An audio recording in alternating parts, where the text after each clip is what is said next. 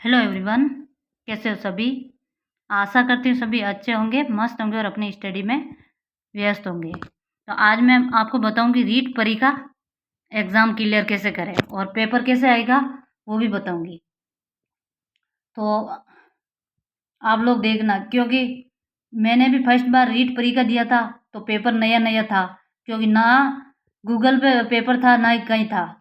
तो इसका अगर आप लोग समझोगे तो सही तरीके से करोगे, नहीं तो इसमें इतने खंड होते हैं कि हमें समझ में नहीं आता यार। हम गलत क्वेश्चन अटेम्प्ट कर देते हैं और ओएमआर शीट में हम गलत भर देते हैं, फिर हमारा गलत हो जाता है। क्योंकि हमने हमने यानी कि फॉर्म भरा तब कौन से सब्जेक्ट सेलेक्ट किए ये भी हमें पता होना चाहिए। और जब हम फॉर्म भरते हैं तो भी हमें पता होना चाहिए कि हम क्या क्या क्या सब्जेक्ट ले हुए। तो सबसे पहले तो मैं आपको बताऊंगी कि क्या सब्जेक्ट लेना है। देखो, खंड तो होते हैं 4 और भाषा 2 होती है। खंड 4 होते हैं और इसमें भाषा होती है। इसको साइकोलॉजी नॉर्मल सभी के आता है। और भाषा भाषा का हमें ध्यान रखना है। देखो, मैंने भी गलती की थी जिसका आज भी मुझे भुगतना पड़ रहा है।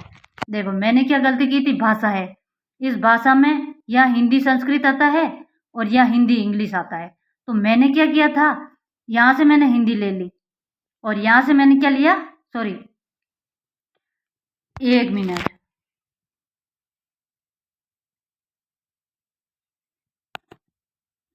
एक मिनट। तो मैं बता रही थी कि हमें कौन सी भाषा लेनी है।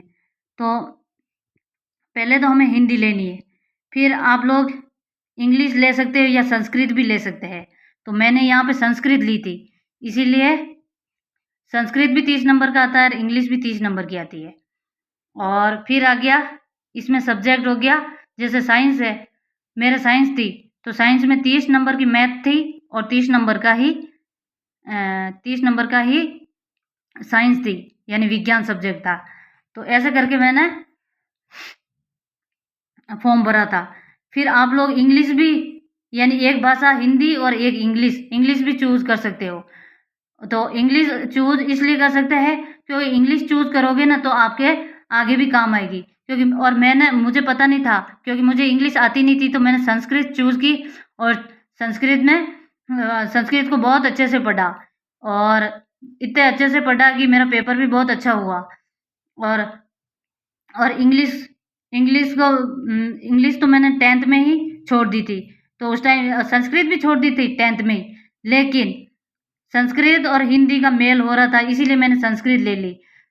और अभी है जो ये संस्कृत मेरे कहीं भी काम नहीं आ रही है, क्योंकि रीट परी में कहीं काम नहीं आ रही है, सॉरी, रीट मेंस में काम नहीं आएगी। और इसके बाद कोई सा भी एग्ज़ाम दो तो संस्कृत सब्जेक्ट आता ही नहीं है। जबकि इंग्लिश है, जैसे 4th ग्रेड है, 4th ग्रेड में इंग्लिश सब्जेक्ट था तो मेरे वहाँ वो हेल्प करता, जो कोई हेल्प नहीं किया। इसीलिए तुम लोग क्या करना, इंग्लिश सब्जेक्ट लेना, ताकि अच्छा बेनिफिट मिल सके और आगे दूसरे सब्जेक्ट यानी दूसरा एग्ज़ाम दो, कोई सा भी पटवारी वीडियो, उनमें इंग्लिश आपके काम आए। इसीलिए आप इसको इंग्लिश लेना और एक भाषा हिंदी करना। इसके बाद है कि आप किस में अच्छे नंबर ला सकते हो और या मेंस में कौन सा सब्जेक्ट आएंगे। तो एक तो इसमें राजस्थान जीके कहीं नहीं है, अपने साइंस वालों के राजस्थान जीके कहीं नहीं है, और एसएसटी वालों के तो राजस्थान जीके, तो राजस्थान जीके काम आ जाएगी। लेकिन मैं साइंस का बता रही हूँ तो साइंस वालों के राजस्थान जीके कहीं नहीं है प्री में। तो आप लोग ऐसे करना, अच्छे से सब्जेक्ट पढ़ लो। अब मैंने क्या गलती की थी ये बताती हूँ, जो गलती की है वो देखना। मैंने क्या गलती की थी, मैंने साइंस पढ़ा था लेकिन मैथ नहीं पढ़ा था। मैथ में भी मेरे 1-2 क्वेश्चन भी सही नहीं हुए और मैंने किया भी नहीं, क्योंकि मैथ से मैं 10th से ही डरती हूँ। इसीलिए साइंस बायोलॉजी ली थी मैंने 11th में। तो मेरी सबसे गलती यही है, क्योंकि हम पढ़ रहे हैं तो फिर आगे का भी देखना पड़ेगा। आगे ही पेपर क्लियर नहीं होगा तो फिर डरने का क्या मतलब। अब मुझे मैथ ज़बरदस्ती पढ़नी पड़ रही है, नहीं तो यहाँ मेरे अच्छे मार्क्स आते। मैं लास्ट में मेरे मार्क्स भी बताऊंगी कि मेरे कितने मार्क्स आए। इसके बाद सब्जेक्ट को अच्छे से पढ़ लेना है ताकि रीट मेंस में आपके काम आए। फिर पढ़ना है साइकोलॉजी, जो साइकोलॉजी रीट मेंस में भी आता है, तो इसको बहुत अच्छे से पढ़ना और सब्जेक्ट को बहुत अच्छे से पढ़ना। बाकी ये सब्जेक्ट है जो आपके नंबर दिलाएंगे, 84 नंबर लाने हैं आपको। कितने? 84 नंबर लाने हैं। 150 में से 84 नंबर लाने हैं और एक प्रश्न 1 नंबर का होगा। तो ऐसे करके टोटल 150 मार्क्स होंगे और 150 में से 84 लाना है। तो आप लोग साइकोलॉजी पढ़ो, ये सब्जेक्ट अच्छे से पढ़ो और थोड़ा बहुत हिंदी और इंग्लिश या संस्कृत लेना है जो अपने हिसाब से लेके पढ़ लो। इन पे ज़्यादा इतना ध्यान नहीं देना, लेकिन इनको बहुत अच्छे से करना है तो बहुत अच्छे से करना है। अब मैं बताऊंगी मेरे मार्क्स कितना आए थे। साइकोलॉजी को मैंने बहुत अच्छे से पढ़ा था, उत्कर्ष से कोर्स लिया था और आर के सर पढ़ाया था, बहुत अच्छे से पढ़ाया था। तो मैंने बहुत, यानी जब भी हम पहली बार तैयारी करते हैं तो बहुत अच्छे तरीके से करते हैं और हमें बेनिफिट भी मिलता है। फिर सेकंड बार करते हैं तो बहुत जोर आता है। तो मैंने बहुत अच्छे से तैयारी की। साइकोलॉजी की हिंदी भी पढ़ी थी और संस्कृत भी पढ़ी थी, बहुत अच्छे से पढ़ी थी मैंने तो इनको। और सब्जेक्ट में मैंने मैथ पढ़ा ही नहीं था, केवल साइंस पढ़ी थी।